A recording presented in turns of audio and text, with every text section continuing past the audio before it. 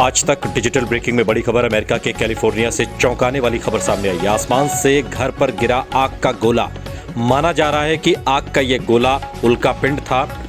Basketball की तरह जलती हुई चीज है, लोगों का यह दावा है। आग के गोले से घर जल गया। अधिकारी फिलहाल इस पूरे मामले की जांच कर रहे हैं। बड़ी खबर अमेरिका के कैलिफोर्निया से, जहां एक चौंकाने वाली खबर सामने आई है।